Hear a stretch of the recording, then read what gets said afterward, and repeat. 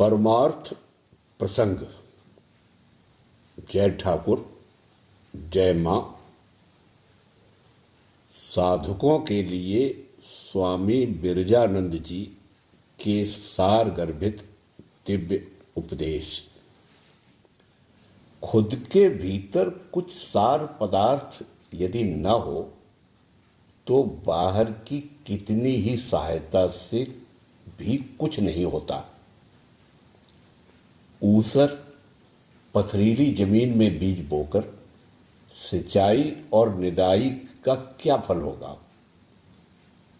खराब जमीन को भी जैसे अनेक उपायों से ठीक किया जाता है, वैसे ही विषयी लोग भी गुरु दत्त उपदेश को सरल विश्वास, निष्ठा और अध्यवसाय के साथ यदि पालन करें तो परमार्थ फल की प्राप्ति कर सकते हैं। तब जीवन मधुमय, अमृतमय हो जाएगा। बढ़े चलो, बढ़े चलो, इधर उधर भ्रूक्षेप न करो। ज्योति दर्शन इत्यादि को भी कुछ भी महत्व मत दो। ध्यान करते करते ऐसी कितनी तरह की चीजें आएंगी, कैसे कैसे दर्शन होंगे, इनसे काफी आनंद भी मिलेगा, परंतु उनमें ही अटक न जाना। यदि ऐसा किया तो फिर आगे और नहीं बढ़ पाओगे। सब समय संपूर्ण दृष्टि आदर्श की ओर ही रहे। कैसे उनके प्रति अनुराग और प्रेम बढ़े, उनमें मन तन्मय हो जाए, उनका साक्षात दर्शन लाभ हो, मानो यही तुम्हारा एकमात्र काम्य और लक्ष्य रहे।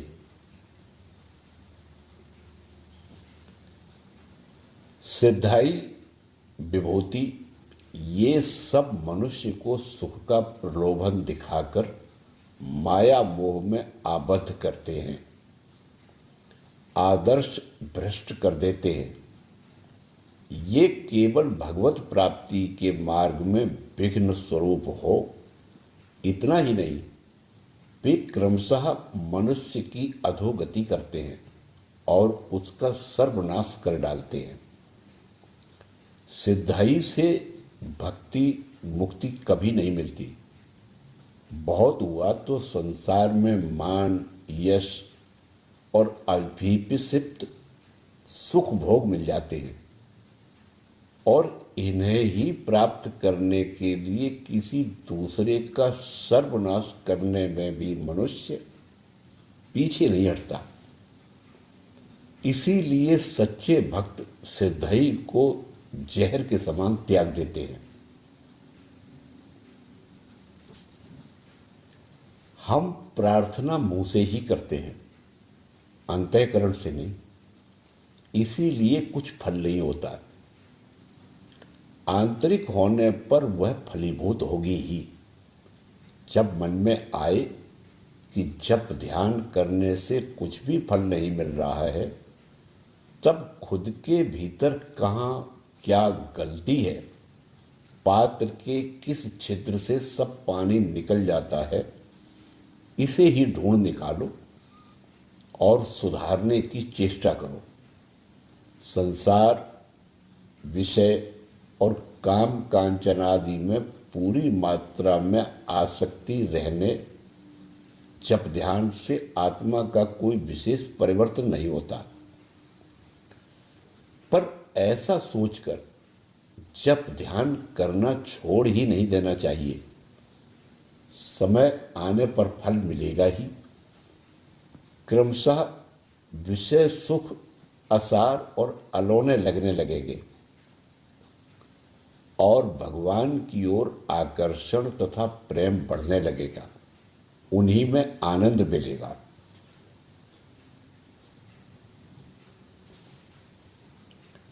हम ऊपर ऊपर मुंह से ही मुक्ति चाहते हैं, सचमुच में नहीं। भगवान यदि आकर कहें यह ले तुझे मुक्ति देता हूं, तब हमें डर लगेगा।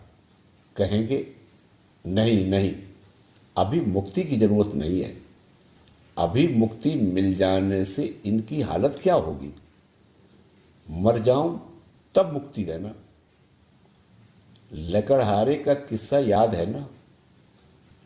बोझ के भार से थककर उसने यमराज के पास प्रार्थना की थी, और नहीं बनता प्रभु, मुझे मुक्ति दो। जब उन्होंने आकर ले जाना चाहा, तब वह कहने लगा, ऐसा नहीं प्रभु, इस लकड़ी के बोझे को उठा देने के लिए तुम्हें पुकारा था। बद्ध जीवों की दशा भी ऐसी ही है। वे यहाँ के दुखों से ही मुक्ति चाहते हैं, असली मोक्ष नहीं।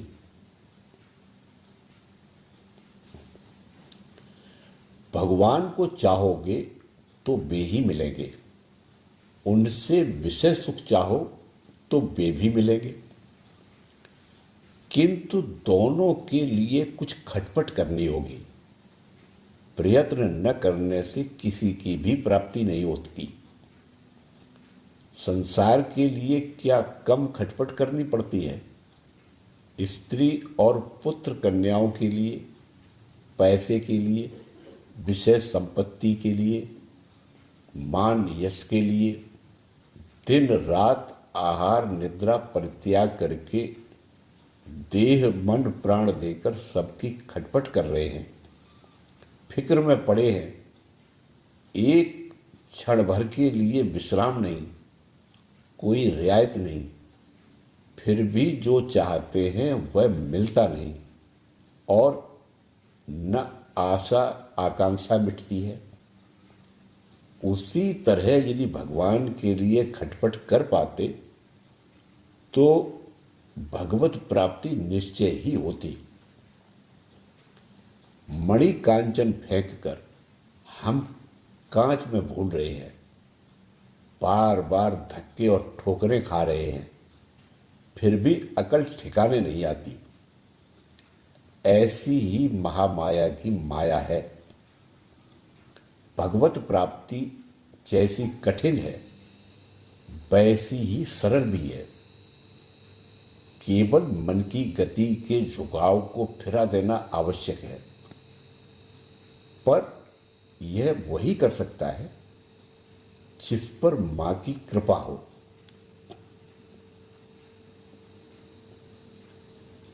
बिना प्रयत्न के अभीष्ट लाभ नहीं होता। एक बालक ही बिना प्रयत्न किए पाता है। वह जानता है मेरी मां सब जानती है। मां को छोड़कर वह और कुछ नहीं जानता। उसे जब जिस वस्तु की आवश्यकता होती है मां उसे देती है। उसे अपने लिए सोच विचार नहीं करना होता। धर्म जीवन में भी ठीक बालक के समान होने की जरूरत है। बच्चे को जैसे ही भूख लगती है वह रोता है, झट मां सब कार्य छोड़ आकर उसे गोद में ले लेती है और दूध पिलाती है। फिर भी हुआ वही, बच्चे को भी रोना पड़ता है, अपना अभाव बतलाना पड़ता है।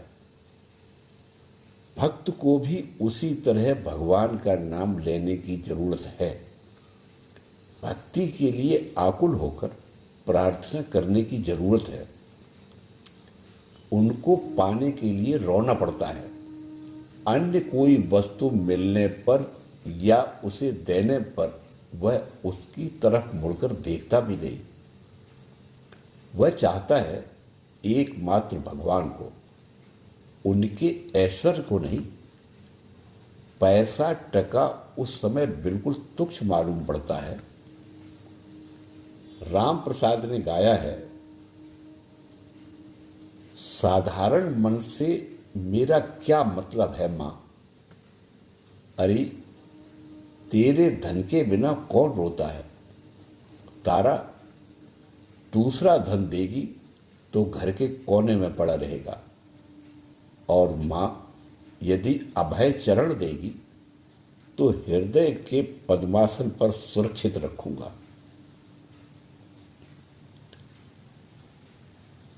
मन को कब्जे में लाना ही मुद्दे की बात है।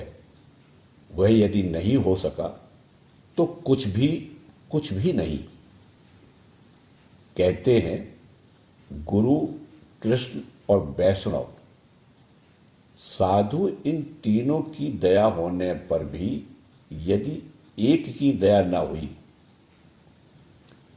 तो जीव मिट्टी में मिल जाता है। यह एक है मन। मन पर विजय प्राप्त कर सके तो संसार को जीता जा सकता है। इसीलिए तो इतने साधन भजन की जरूरत है। श्री रामकृष्ण देव एक गीत गाते थे, मैं जिस मंत्र को जानता हूं तुझे वही मंत्र दिया, पर अब तेरे मन के हाथ में है। मंत्र वही है जिससे मैं विपत्ति से पार हुआ हूं और दूसरों को पार करता हूं।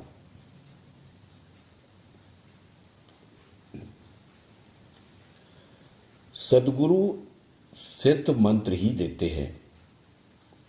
जिस मंत्र को जपकर योगी ऋषिगण सिद्ध हुए थे और जो गुरु परंपरा से चला आ रहा है, वे तो मनगढ़ंत चाहे जो नहीं देते। मंत्र में कदापि भी अविश्वास या अश्रद्धा नहीं करनी चाहिए।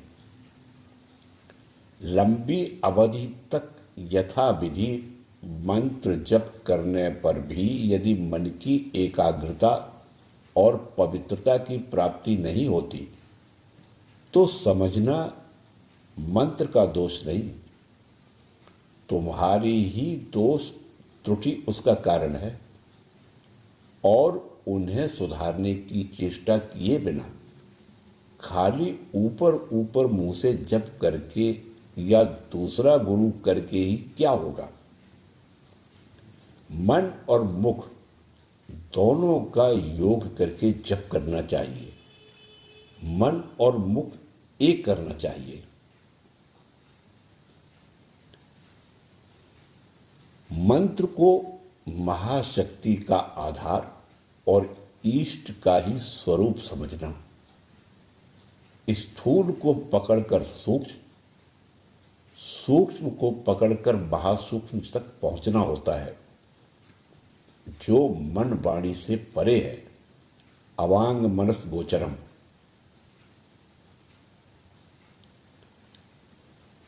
ध्यान का गूढ़ रहस्य है जीवात्मा का हृदय में अर्थात अंतःकरण के अंतस्थल में अपने यथार्थ स्वरूप परमात्मा या सगुण ब्रह्म परमेश्वर ईश को स्थापित करके उनके ज्योतिर्मय, आनंदमय, प्रेममय रूप तथा भाव में विषयाशक्ति वर्जित मन को युक्त या तद्गत करने का अभ्यास करना। जब यह भाव परिपक्व होकर पूर्णता को प्राप्त करेगा तब वह निरवच्छिन्न तैल धारावत प्रवाहित होगा। तभी मन ईष्ट में तन्मय हो जाएगा। इसी अवस्था को भाव या समाधि कहते हैं। प्रतिदिन निष्ठापूर्वक जब ध्यान करने का अभ्यास करने से वह एक नशे के समान हो जाएगा और ध्यान जमने पर जैसे एक नशे का भाव हो जाता है, वह ध्यान के बाद भी न्यूनाधिक कुछ समय तक बना रहता है और उससे आनंद की अच्छी अनुभूति होती है। इसीलिए ध्यान के बाद कुछ समय तक आसन त्याग नहीं करना चाहिए और न संसारी विषय संबंधी बातचीत करनी चाहिए। करने की इच्छा भी नहीं होती। रुकावट महसूस होती है, कष्ट होता है। ध्यान प्रसूत इस भाव को जितना हो सके स्थायी करने की चेष्टा करनी चाहिए। शराबी या अफीम खोर जैसे समय पर नशे की चीज न मिलने पर महा अशांति बोध करते हैं, उन्हें कुछ भी अच्छा नहीं लगता। ठीक वैसी ही साधक की भी अवस्था उस दिन हो जाती है जिस दिन वह नियमित ध्यान जप नहीं कर पाता। जिस विषय का भी अभ्यास करो, सभी में यह बात लागू होती है। हम संसारियों के लिए भी क्या कुछ आशा है? क्यों नहीं होगी? खूब है।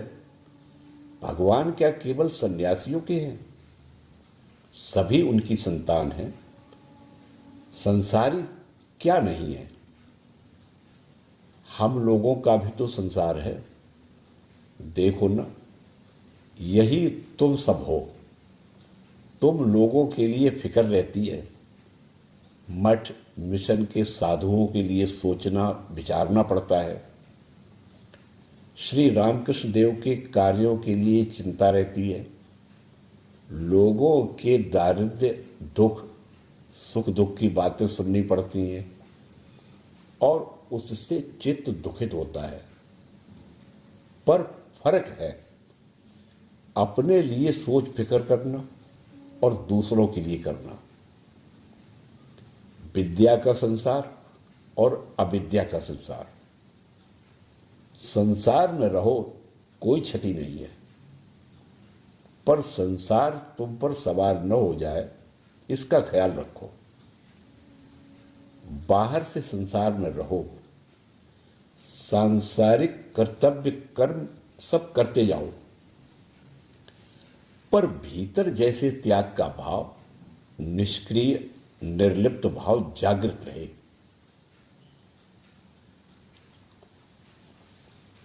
संसार मानो एक दीर्घ स्वप्न है, ऐसा समझो।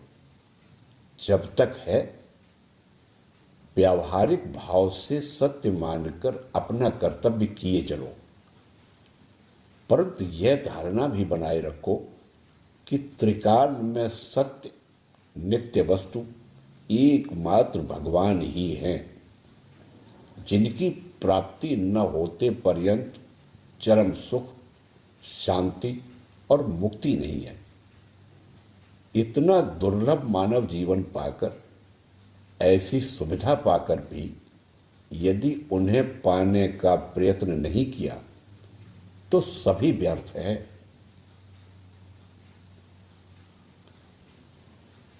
खुद के मन में जब तक संसार है, विषय वासना आसक्ति है, तब तक बाहर से त्याग करने में कोई विशेष लाभ नहीं। बाहरी त्याग करके चाहे जहां भाग कर जाओ, वन या पर्वत की गुफा में भी संसार साथ साथ जाएगा। किसी न किसी प्रकार से तुम्हें धोखा देगा, नए नए बंधनों में डालेगा, चाहे गृहस्थ हो या सन्यासी। यदि आदर्श के प्रति सर्वदा लक्ष्य नहीं रहा, आदर्श को मजबूती से मुट्ठी में पकड़कर नहीं रखा, तो पतन अनिवार्य है। कोई भी तुम्हें बचा नहीं पाएगा। सदा होशियार सजग रहो। अपने मन पर कभी विश्वास नहीं करना। हजार उच्चावस्था प्राप्त होने पर भी अपने को जितेंद्रिय नहीं समझना, कारण फिर भी पतन हो सकता है। पाप सूक्ष्म भाव से कभी कभी धर्म का रूप धारण कर, कभी दया का रूप धारण कर, कभी मित्र का रूप धारण कर, तुम्हें भुलाकर बस में करने की चेष्टा करेगा। कब भुलावे में पड़कर परास्त हो जाओगे, समझ भी नहीं सकोगे, और जब समझ पाओगे तब शायद लौटना ही असंभव हो जाए।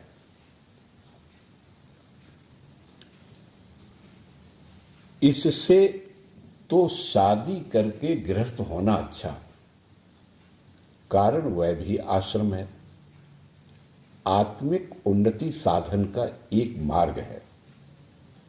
किंतु ब्रह्मचारी और सन्यासी यदि काम कांचन का गुलाम हुआ तो वह अपने इहकाल और परकाल दोनों से भ्रष्ट हो जाता है।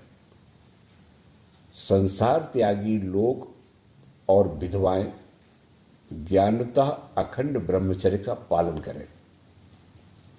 इसमें असमर्थ होने पर विवाह करना धर्मानुकूल है, अपने और पराई कल्याण के लिए।